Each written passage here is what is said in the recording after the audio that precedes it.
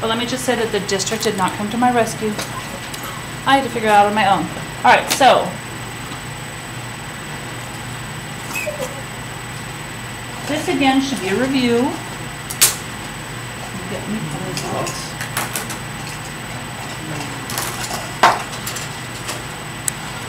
All right, so we are going to look at solving equations algebraically and graphically. Most of it's going to be algebraically. So example 1, we're going to find any x-intercepts, and we're going to do it 3 different ways.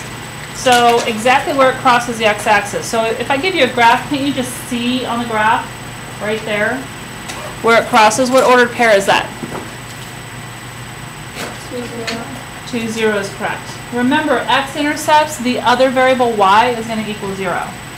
Then algebraically, if I'm going to find the x-intercept, what do I let equal 0? Y.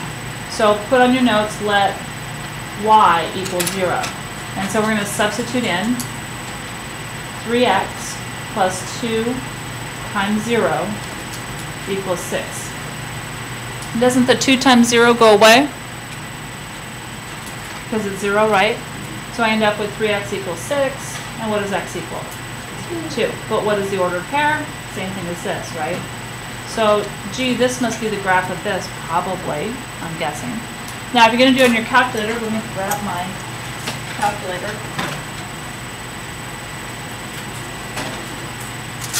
You all by now should know how to get that into your calculator. What do we have to do first? Can I put it in the calculator just the way it is? No, what do I have to do first? Yeah, so solve for y. So I'm going to get 2y is equal to negative 3x plus 6. And then divide by 2. So y is equal to negative 3 halves. Take the x out of the fraction. Plus 3. So then that gets put into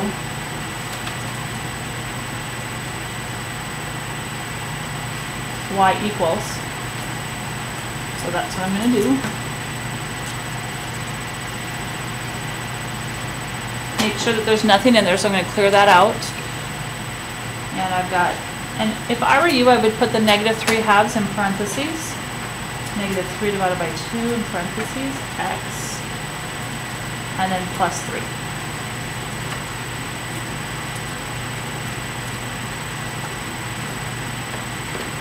Mike, have you used these before? Okay. All right, so then hit graph. Oops, what's wrong with mine? I need to fix my window. So go to, if you need to fix your window, put it into the standard viewing window.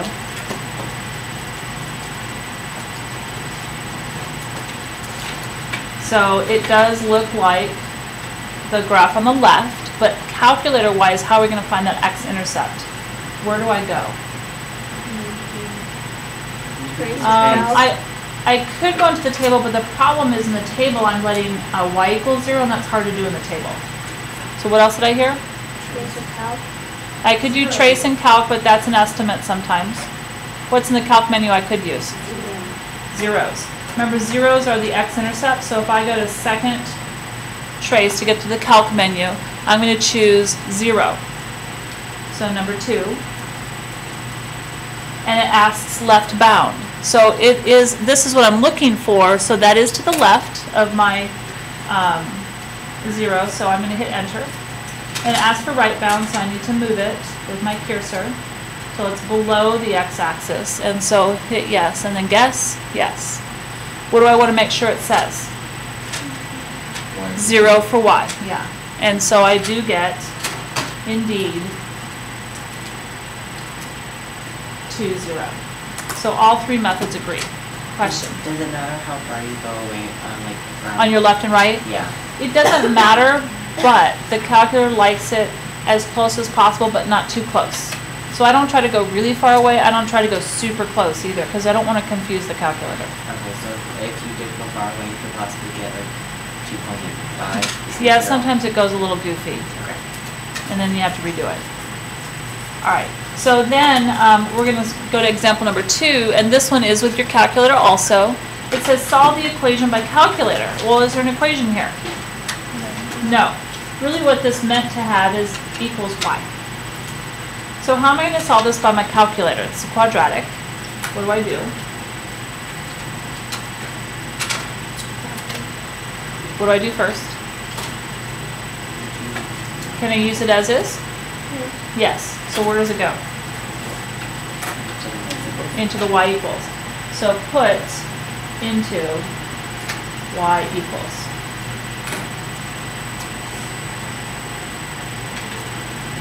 Let's see if I can get that word. There we go. So I'm going to clear out the last one, and we're going to put in x squared minus 5x plus 3. Then hit graph. How many zeros will I have this time? 2. So using the calculator, can't you go to the calc menu and use the zeros again? But you have to do it twice. So I'm going to find the left 0 first. So I'm already to the left, which means I'm above the x-axis. So I'm going to say yes.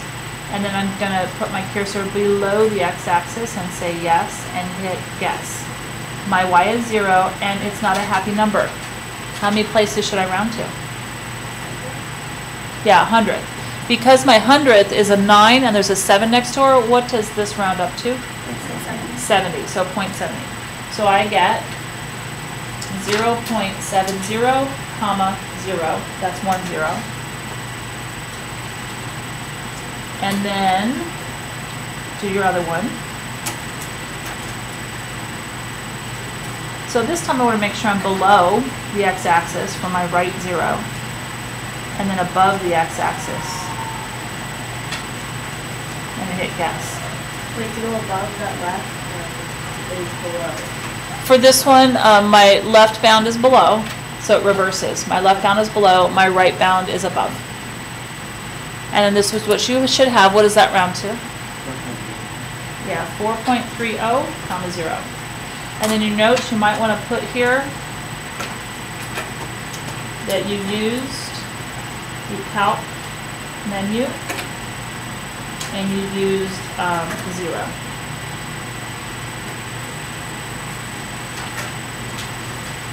So that's stuff we already knew, right?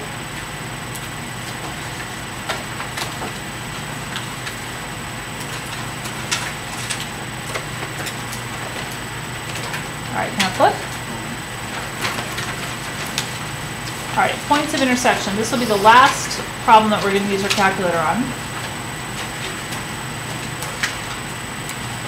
So points of intersection, we're going to find an algebraic solution. So I have, is this linear or quadratic? Linear. Is this linear or quadratic? Linear. So I have a system of linear equations, don't I?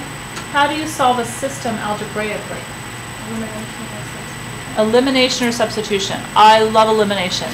So with elimination, you need to line up your x's and line up your y's and line up your constants on the right-hand side. So they are already lined up for us, aren't they? Can I add this system together and get rid of the x values or the y values? No. Would you like to get rid of the x's or the y's? Y's. Okay. If you want to get rid of the y's, what are you going to multiply by? Negative what? 3. Negative 3? Is that what I heard? Alright, so the second equation, we're going to multiply by negative 3 because I want to make sure that these are the same number but opposite signs.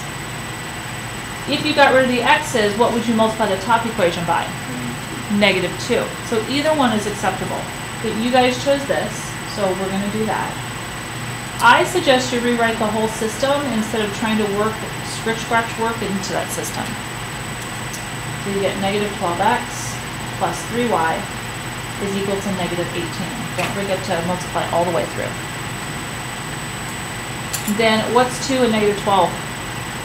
Negative 10. So negative 10x, your y is canceled. You've got negative 2 and negative 18, negative 20, and then divide by negative 10. So x is equal to 2. How are you going to find y? Yeah, plug it into either of the two equations. Doesn't matter which one, to be honest. I'm going to plug it into the second one. So I'm going to do 4x minus, and instead of y, I'm putting in the 2, equals 6. So add the 2. Don't you put in that 2? Oh, goodness, that's right. Gosh, I gotta get that white out again. I hate it when I have to do that. I was like thinking like, I thought I was doing it Well, right. hello, Mrs. Aminati. How are you? Great, how are you? Good. Good. I have a quick question. Yes. Would you like me to copy your vocabulary test for you? You are quite possibly the best ever. Oh, thank you. How many?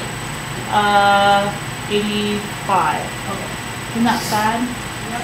Look, I can't use it. It's not working. You messed up. Okay. Hang on. There we go. Uh-oh. Well, now it's all messed up.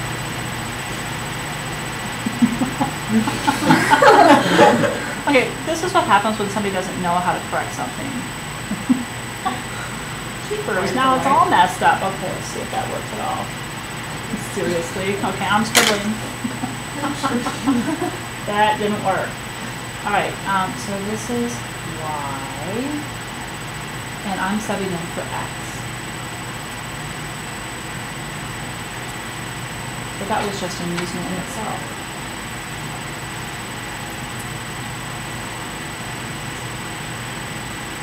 Have I solved for y? No. Okay. Is that how I should leave my answer? No. You guys are so good. So write it as an ordered pair. If you don't have x and y as your variables, then you write them alphabetically. Now, how are we going to do this as a graphical solution on your calculator? You have to go through separately? Yeah, put them both into your y equals. So, very first step, step 1, put both equations into y equals. So that's what I'm going to do.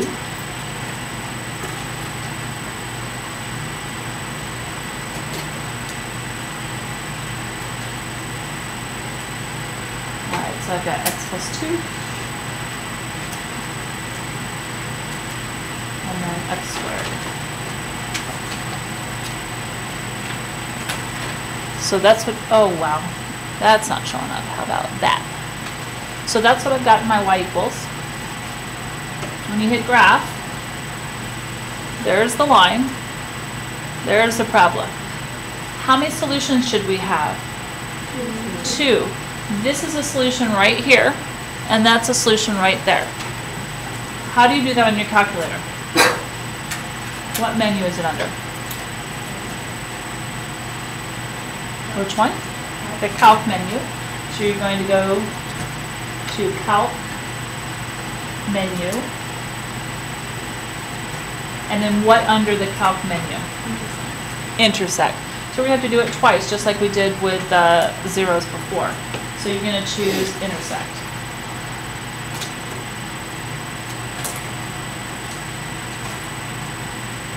So it's asking for first curve. So it's currently clicking on my line there, that's fine. And you want to make sure that you get it close to the intersection because there's 2 different intersections on both lines. So that's good enough there, so I'm going to hit enter. Then it's going to automatically put the blinking light on the other curve, and again, that's fairly close. You might want to move it just a smidge. So it's fairly close to the intersection. Hit enter again, and now it asks for guess. Does it appear that my blinky light is on the intersection? Yes. And so they're saying that it's -1, 1. So here's one solution. And we can test it in the table of values also to see if it works in both of them, but trust it. Then go to calc again, hit intersection, but this time it's going to be way too close to the other intersection. So you want to make sure that you move that cursor so it's closer to that intersection because that's the one that we want.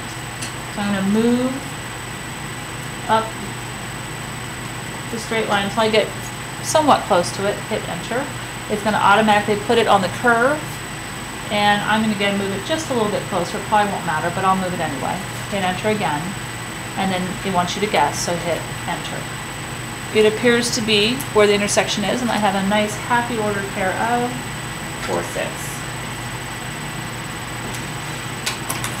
And again, isn't that something that we've done already? Okay. All right, so now go ahead and put your calculator away. We're not going to need it anymore.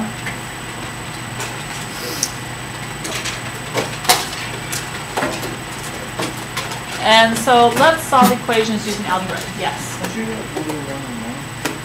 When I went on here, let's get to my graph. So if I go to calc intersection, I want to make sure my cursor, it's asking for first curve. So I'm going to move my cursor over to this intersection. So I'm moving it closer to that intersection. So that's the first curve.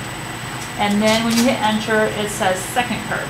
So now see how it's on the curved line? That's the second curve.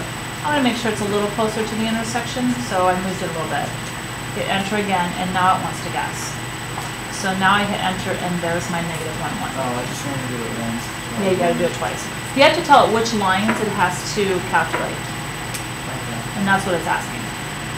So it's not to the left and the right of the intersection like the 0 is. It's what are the 2 lines, and you want to make sure it's close to the intersection, because this has more than one intersection on the line.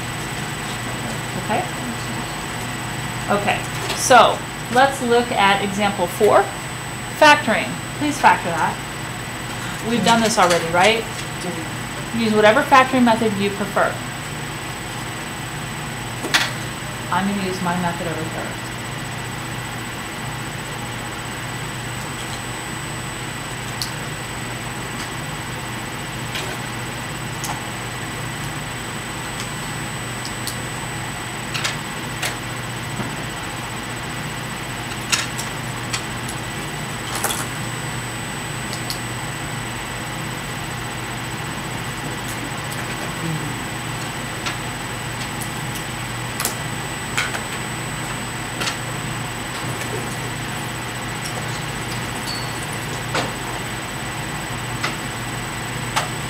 Is that how your binomials factor? Do you want me to explain what I did? Okay. Alright, so then I'm going to set each one of these equal to 0, and for your note purposes, I'm going to write it out, even though I know you can do it in your head. So does an x equal 3 or negative 2? Now tell me what that means. What did we just find? We found what? The what? I can't hear you. Isn't the x right? Yes. The x-intercepts, where this graph is crossing the x-axis. Okay, and that's what we're always finding no matter what. All right, this one says complete the square. What do you have to do first to complete the square? Yeah, add the 5. So we have x squared plus 6x plus a blank equals 5 plus a blank. Now you have to figure out what goes in that blank. Remember, you're going to take the middle term here, which is 6. Always divide that middle term coefficient by 2 and square it.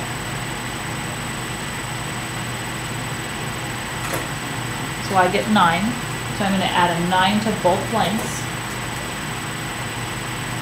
Then how does this factor? Because we just created a perfect square trinomial. How does this factor? 1 or 2 sets of binomials. Well, you could do 2 sets, but technically the factor pattern for a perfect square trinomial is one binomial squared. How do I know what the middle sign is here? Middle term, middle sign. So because the middle term is positive, my middle sign is positive. Now take the square root of your bookends. Square root of x squared and square root of 9. What's the square root of x squared? X. So it goes here, square root of 9, 3. Then equals, what's 5 plus 9? 14. Now how do you solve? When I take the square root of both sides, what do I have to remember on the right? Plus or minus the square root of 14. So now I have, the square root of this is x plus 3 equals, can I simplify the square root of 14? No, there's a 2 and a 7 in there. I can't match it up with anything. So that stays plus or minus the square root of 14. How do I solve for x? Subtract 3, make sure it comes in front of the plus minus. So doesn't x equal negative 3 plus or minus the square root of 14? this is your exact answer. If I wanted a decimal answer, I'd allow you to use your calculator. Questions on that? So that's like the approximate answer. Then you would run it through your calculator. You would do -3 plus the square root of 14, enter, and then that'd be one answer, -3 minus the square root of 14, enter. All right, any issues with that? All right, quadratic formula. Again, we reviewed this also, right? What is A? 3. What is B? 6. And what is C? -8. It keeps the sign, right? So here's your formula. You're supposed to know that the opposite of B plus or minus the square root of B squared minus 4AC all over 2A. So I shouldn't have to give that to you. You should know it. So I'm going to rewrite that formula, but without any of the variables. And I'm going to use parentheses. So I haven't put anything in there yet.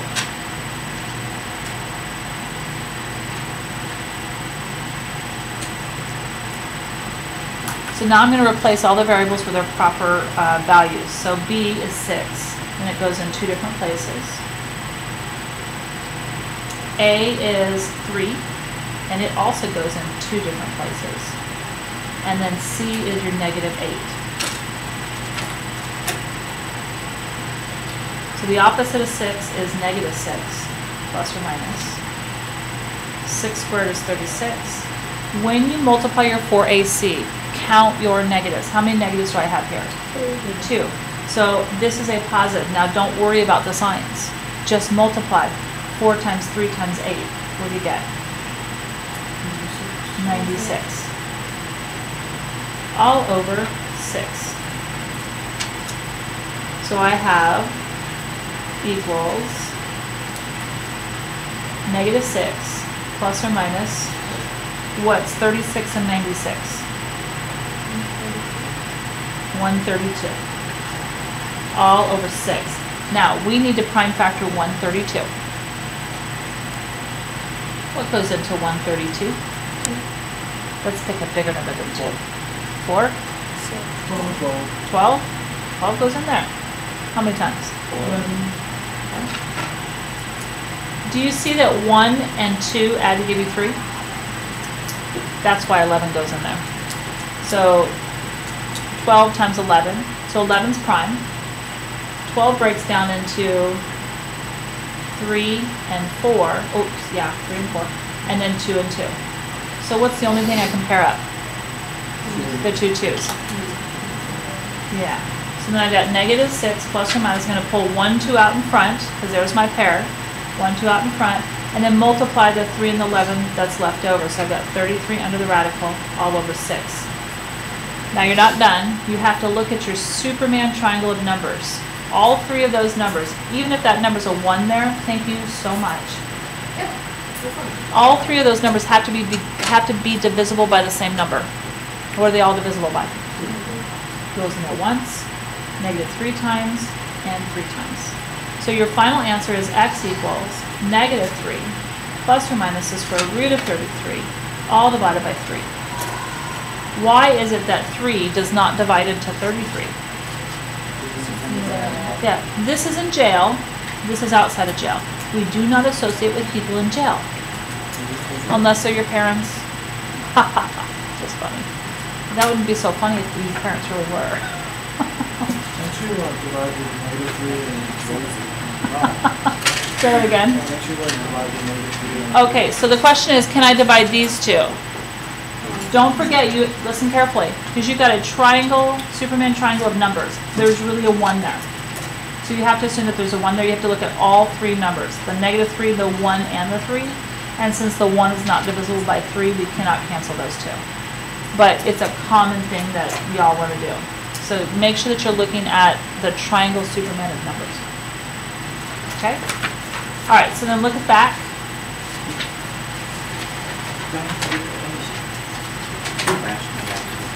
With radical equations, it's extremely important that you check your answer.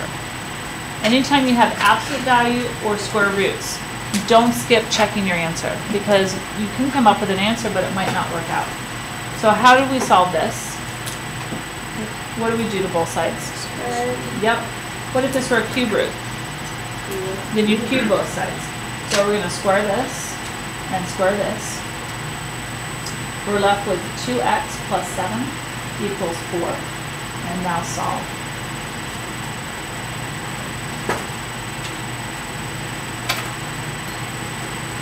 So then we really need to check. So here's my check. So I'm going to put it back in the original problem.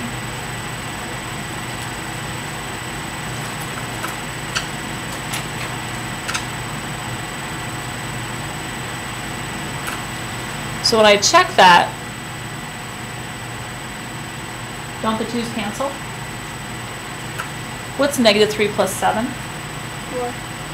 So square root of 4 equals 2. What's the square root of 4? Does it check? Yes. So therefore I can put a box around that answer. What if it didn't work?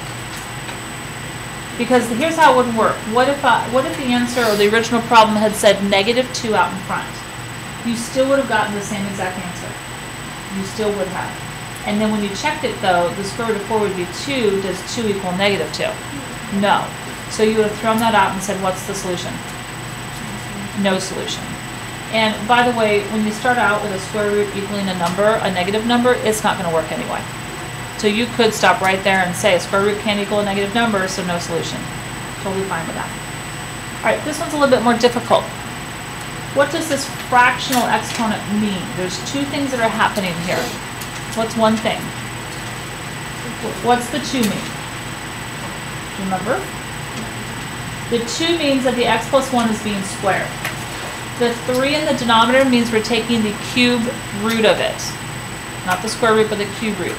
So technically, it looks like x plus 1 squared under a cube root equals 4.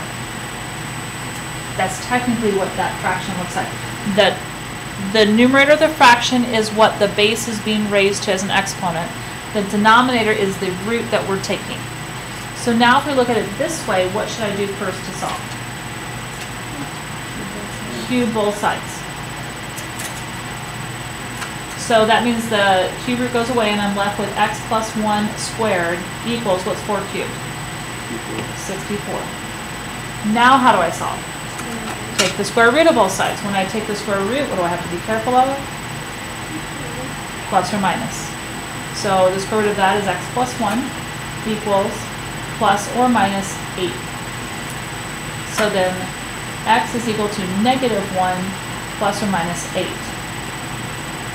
So what's negative 1 plus 8? 7. What's negative 1 minus 8? Negative 9. We have to check both of those. So this time we're going to check mentally. So let's check the 7. What's 7 plus 1? 8. What's 8 squared? 64. What's the cube root of 64? 4. It works, doesn't it? Let's try negative 9. What's negative 9 plus 1? Negative 8. What's negative 8 squared? Positive 64. And when we take the cube root, don't we get 4? So both of those do work out, so we will take both of those. Absolute value.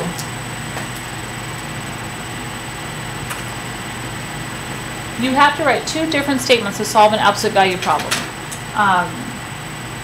Mrs. Avenatti does it opposite of what I do, but how she does it works exactly the same way. Just saying. So here's how it's going to work. And your textbook does it Avenatti's way too. I typically will write the equation exactly as you see it without the absolute value sign. So my very first equation is x plus 6 equals 8. Then my second equation, I'm going to write, again, what's an absolute value sign is x plus 6, but I'm going to take the right side and turn it into its opposite. Here's what other teachers might do, and or your textbook does. They will write this exactly as they see it, same thing as I do.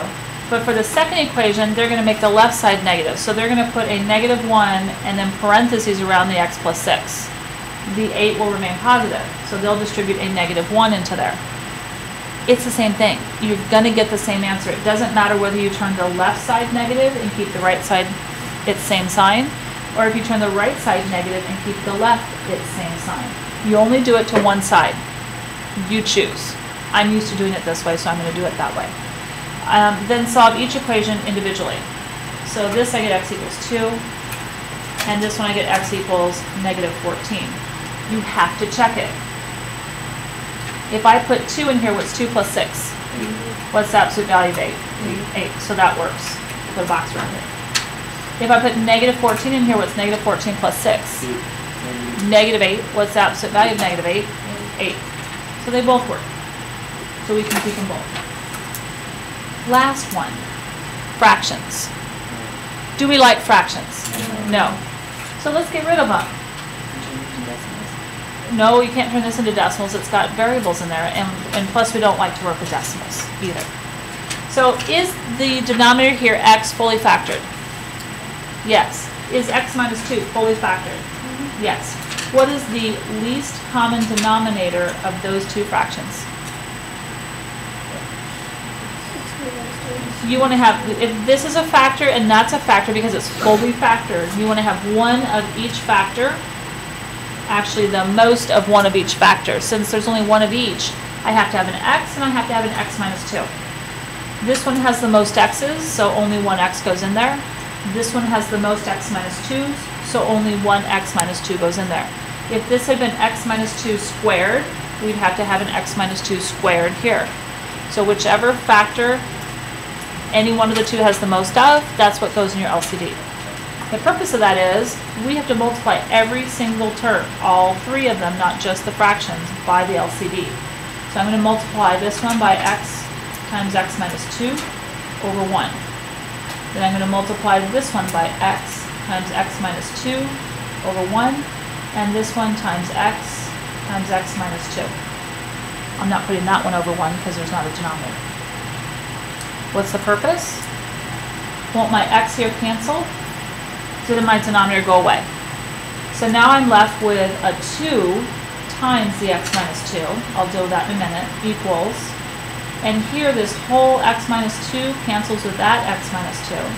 So I'm left with just a 3 times the x, right? Because there's an x here, so 3 times the x.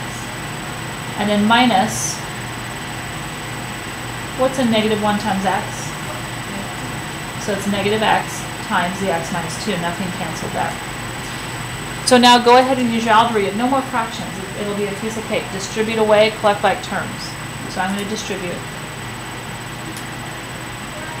2x minus 4. 3x. Noel, would you do me a favor and close that door? I'm sorry.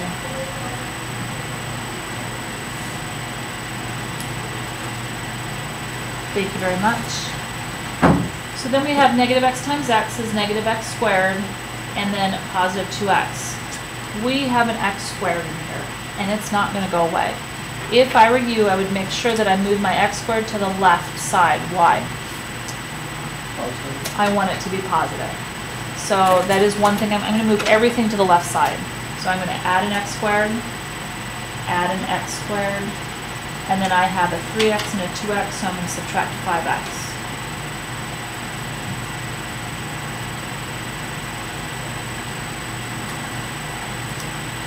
So I end up with x squared minus 3x minus 4 equals 0. What are you supposed to do with that? Factor it. So you factor that any way that you like. Abby, wake up. Don't you love football Fridays? How early were we up this morning? Uh-huh.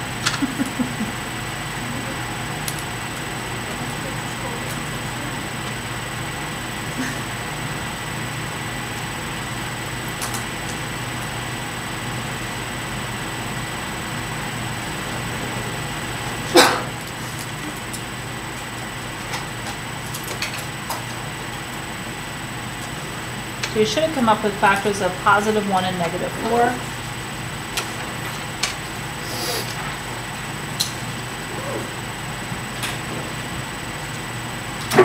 So x is equal to negative 1 and x is equal to positive 4. What are values that x cannot equal? And I have to check against my answers. Why? Yeah, look at your original denominators. X cannot equal 0. None of my answers are 0. And x here cannot equal 2. Those are your restricted values. Because if x were 2, that denominator would also be 0. Since neither one of my answers are 0 or 2, those are fully acceptable. Any other questions? Okay. So your homework is up on the board. You have about 12 problems to do. Have a great weekend.